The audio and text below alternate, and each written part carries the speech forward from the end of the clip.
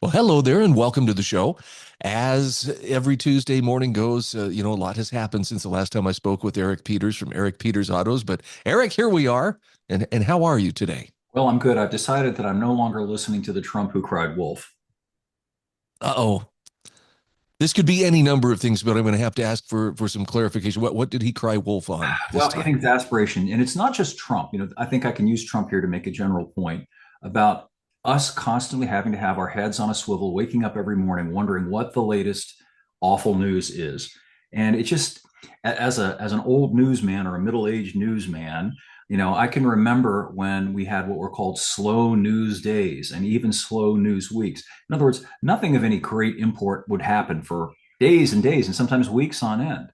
And that was what normal life was like once upon a time in the before time. Now, multiple catastrophes seem to be happening every single day, and we're being barraged by this stuff. And it's disorienting and it's distracting, which is what I think they want. I think they want to keep us in a state of perpetual anxiety so that we're unable to focus on any one particular thing and try to kind of figure it out. And if we can't figure it out, how do we deal with it?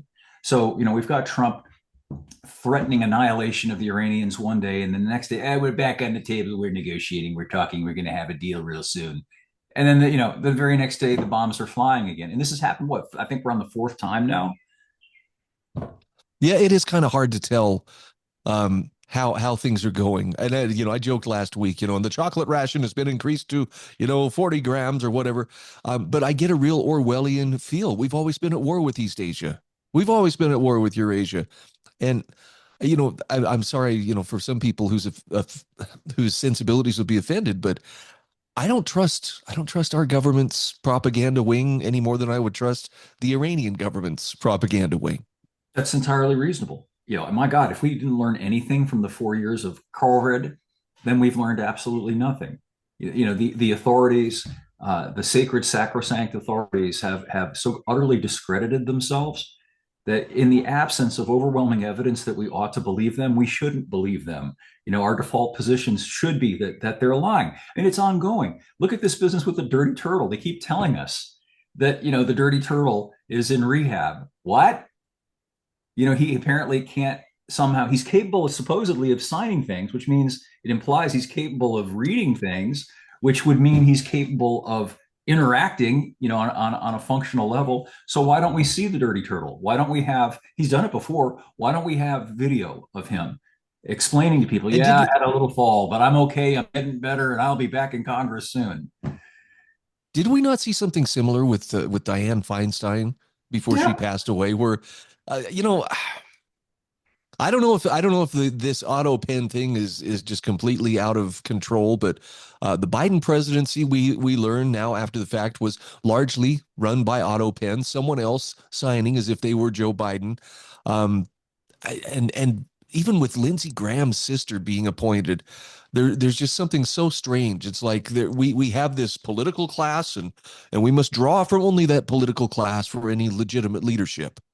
Well, and isn't it a criminal offense to sign a legal document in that manner? I mean, if somebody else were to affix my signature to a legal document that I hadn't actually signed with my own hand, that would be criminal fraud. And yet, when conducting the nation's business, we can have the supposed elected official who is exclusively the legal authority, who has the legal right to sign these documents, signing them with an auto pen. Why is that? Why is that not a criminal offense? Why can't these people, at minimum, is it too much to ask? Too much to ask to have the guy actually sign the legislation that's going to be imposed on us? And it's interesting too with the auto pen signed pardon that Dr. Fauci received. Man, he sure wasn't willing to talk about much, was he, when he was Why, why in should front he of be? Congress? Why should he be? It's just more of the unbelievable arrogance and sense of, and it's not a sense, it's a fact of immunity that this man has. I remember, some of the establishment pundits saying, "Well, we can get Fauci now. Biden's pardon means he'll just have to answer questions because he's been immunized, so he has to answer the questions." Ooh, I knew that was never going to happen. I knew that arrogant schmuck was going to get up there and do exactly what he did. And why wouldn't he? Because there's nothing that they're going to do about it. Rand Paul, I like Rand Paul, and he talks about looking into potential, judicial remedies. It's not going to happen. Nothing's going to happen. Everybody understands that nothing is going to happen. Just like everybody understands nothing's going to happen to Trump, nothing's going to happen to the Dirty Turtle staff. The point I'm getting at is that the people of this country, I think, have finally come to the realization that the whole rotten structure is lousy and needs to be bulldozed down, that there is no fixing this. It's not a couple of rotten bad apples at the bottom of the barrel. The bottom of the barrel has been punched out. No, I completely agree. And where do we go from here? That's that remains to be seen. But in the meantime, life is coming at us fast. I was telling you off the air, we had for little old Twin Falls, Idaho, to have a mass shooting take place, and this is something that strikes me as kind of strange. The authorities seem to very much slow drip whatever information they release on this, and I'm not accusing them of trying to we're just trying to get our stories straight and make sure we're all on the same page here, but it allows for speculation to run wild when they sit there and drag their feet. And, I'm not saying they should just put stuff out there, without concern for it being correct, but good heavens, the longer stuff like that drags on, and well, we know the name of the person, we don't know how, we can't confirm how many people have been killed or how many injured and so forth. It's I don't know. It doesn't feel like it's being done in the public's interest, I guess is how I would Don't put you get it. the feeling that they regard us as kind of, at best, idiot children who have to be prevented from hearing the dread truth? Wait a minute, these people allegedly, we hear it all the time, they're public servants. They supposedly work for us. How is it that we're not entitled by right to know exactly what's going on when they're conducting the business in our name? This isn't an isolated incident either. Remember that? What was the tranny person that shot up that school in Tennessee? Remember that one? And Yes. Yep. they deliberately suppressed it. They deliberately suppressed what that person had written in the thing that they had. It wasn't, oh, alleged, oh, it might be. They actually had the physical document, that was written by this person. There was no contention about whether that person actually had written that document. It was accepted that that was authentic, but we weren't allowed to know the contents of that document. What the heck? What is that all about? Yeah. And And another for what reason? and another aspect, and you and I touched on this a little before we went on the air. It's an example of how when seconds count, a cop is minutes away. And I'm not slamming cops. I'm just pointing out that they can't be everywhere. So in your Idaho shooting, it turned out that there happened to be a good citizen who actually had the means of self-defense available and took out this guy before the cops could even get there and deal with it. Yeah, and that's the other thing is that there's a lot of very careful wording to not give too much credit. I mean, mere armed citizens. Why? We don't want to get the idea that that's the answer, but it's not being denied, but it's also kind of being downplayed a little bit. And yet, I'm with you, Eric. When a deadly danger strikes, we don't know where or when that's going to be, but the people who have to deal with it are probably the ones there. And this is not a call for, everybody should be a Rambo unto themselves. It's just having the training and the mindset to step up in the case of, a deadly threat. That's really on all of us. And It is the kudos to the answer. guy who was willing to answer it. It is the answer, though, isn't it? I mean, certainly our ruling elite thinks it's the answer. Do they ever go out without their armed guards all around them? Of No, course not. never. Look, I live in a rural area, and if some cretin barges into my house at 2 o'clock in the morning, it's on me, to deal with it.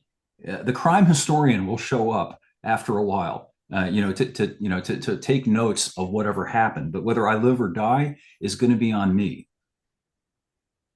No, I hear you. And this is the other thing too. I was talking about this with my son. The way that this has been reported, people are just kind of wallowing in fear right now. And I get the impression that someone benefits when we, sit there and just roll around in fear and remind ourselves, oh, the world is so dangerous, and look what it happened right here where it's not supposed to happen. And I feel like there's some conditioning that's taking place there. Oh, certainly. Absolutely. They don't want us feeling as if we have mastery over our own lives. And the fact is that in an area like your place, Idaho Falls, the odds of something like that happening are extraordinarily small. That's why you don't hear about those things happening in those areas or places like mine. And could it be congruent with the fact that in areas like where you are and where I am, pretty much you can safely assume that every third person that you encounter is carrying? That's a natural deterrent. There's a reason why you don't see mass shootings at police stations. You'd have to be an absolute imbecile to walk into a cop shop brandishing a gun because you're going to get ended. The same thing happens in areas where pretty much everybody or every other person is capable of defending themselves, and that makes you feel safe, inherently safe. It's kind of like, you and I are men, so we can understand that if you're a pretty decent sized guy and you can handle yourself, you're a lot less afraid than, say, an elderly person or a woman, going into a rough neighborhood or a sketchy bar, because we're more able to handle things. That's what these elites do not like. They don't want anybody, whether you're a man, woman, elderly person, whatever, feeling like you have mastery over your life, because they want to be the masters over all our lives. Yeah, I've heard it said, and I agree with this. It's like they need us to remember how much we need them, There you but go. but that's an illusion. And as soon as we figure out, well, really, I don't need them, suddenly the spell is broken. I mean, you Sure. see And this it's also anytime there's a government shutdown. it's so fatuous because at the end of the day, you care the most about your own well-being and then the well-being of those in your circle, your family, the people who are dependent on you. You actually care about them. I think there's something really fatuous about the idea that some politician, especially some politician hundreds, if not thousands of miles away, cares about you. Even if they wanted to, which is silly, I think. It's just a stupid abstraction. They can't. How does a senator care for his millions of constituents? It's ludicrous. Right. And does he hear their prayers at night, when they're Yeah. praying? I mean, okay, maybe I won't take it there. Um, so there was another thing I wanted to ask you about too. Oh shoot. Was it My about my tr the president's another example of Trump's purblind political? People say he's got great political instincts. Well, I have to question that. You may have read about how he bragged about how he was going to stick taxpayers with the bill for 250 brand new Cadillac Escalades so that his entourage could look sharp driving around in these, $100,000 a piece Escalades, which probably are going to end up costing 150,000 each once they upgrade them with all the spiffy stuff that the governing class gets to have. And by the way, those things get about 15 miles per gallon. So but of course we're paying for the vehicles, we're paying for the gas. So while Trump is pursuing this stupid evil war that's making you and me pay, for, at least in my area, $4.20 a gallon for gas. I don't care. I look good. My people look good. And just right in your face, right in your face. It's just so egregious. I don't even have the words for it. so I wonder if we're going to see, a return to balance come this November. And that's not to say the Democrats sweep everything. It feels like the political fortunes, nobody's got this locked in at this moment. Any thoughts on, have the Republicans have they shot themselves in the foot for the I don't coming midterms or Honestly, I don't think it matters anymore. I think we've passed a Rubicon. I think it's going to get worse, irrespective of whatever the elections are, because there's no longer anything that is restricting the corruption. We'll get a different iteration of it. It will be perhaps Democrats' corruption as opposed to Republicans' corruption. But there's nobody that's going to stand for principle any longer. There's nothing that's going to rein in the federal government anymore. It's going to get worse because it's necessarily going to get worse. Think of late stage Rome. Once you pass the Caligula threshold, you got the rest of the Roman emperors we're all familiar with. That's what we're going to get, and we're going to get it good and hard, unfortunately. so? Here was another question that I had for you. This was actually from a listener. James had asked about when it comes to these flock cameras. Have you heard of, some people talk about these like anti-glare coatings and stuff.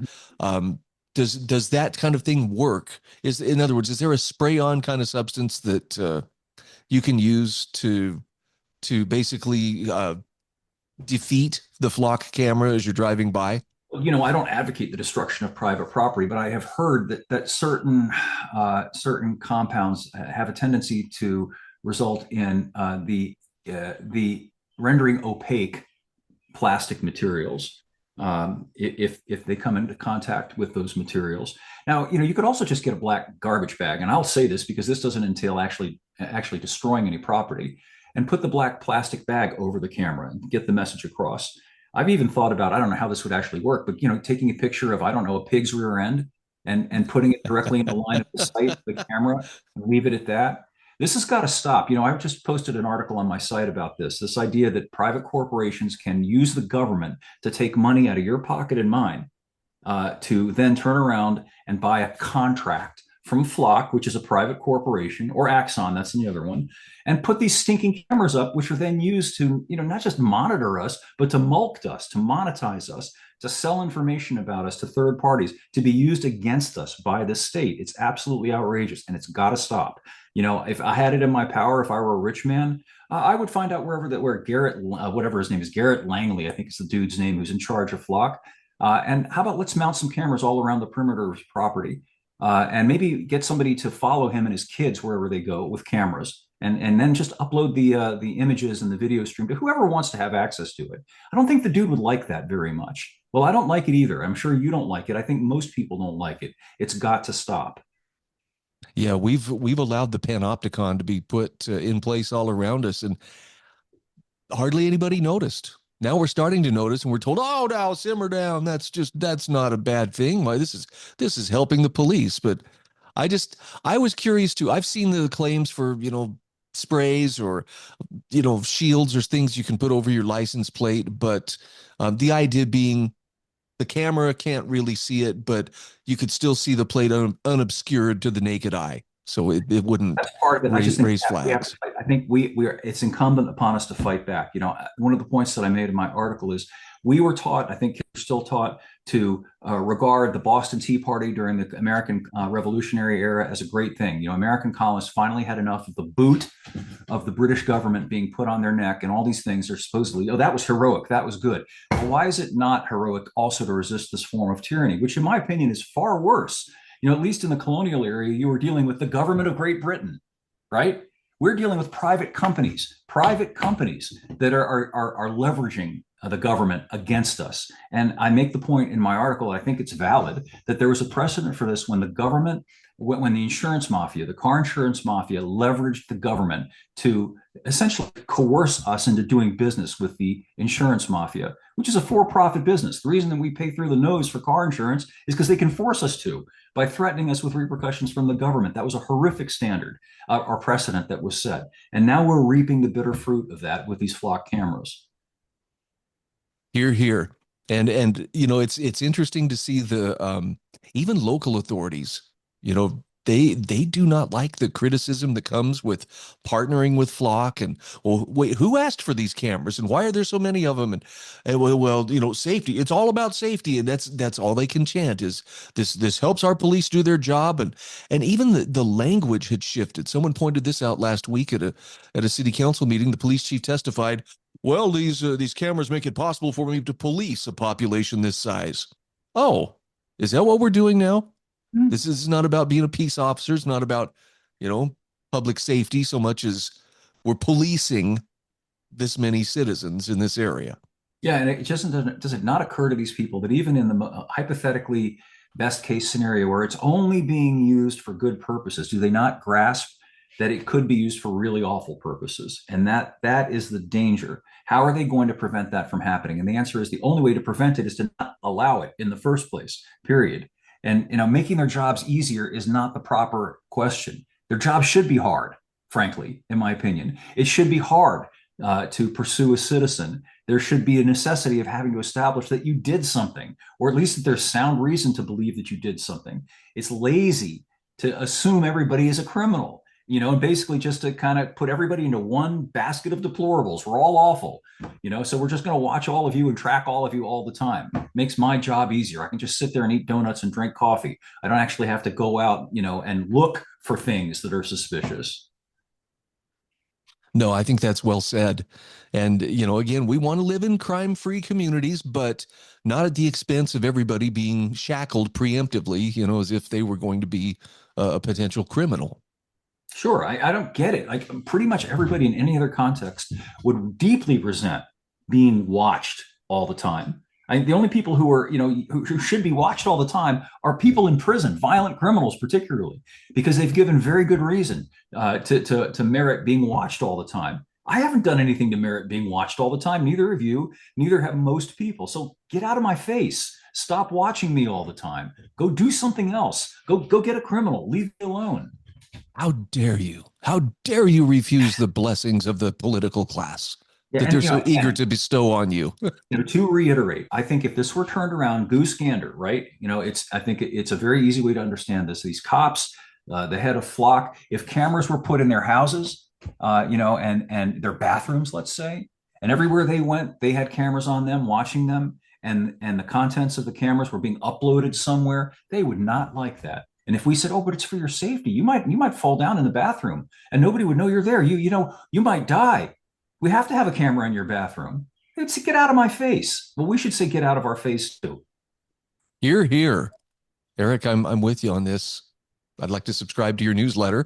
Oh, actually, that's something I can do. Again, talking with Eric Peters from Eric Peters Autos.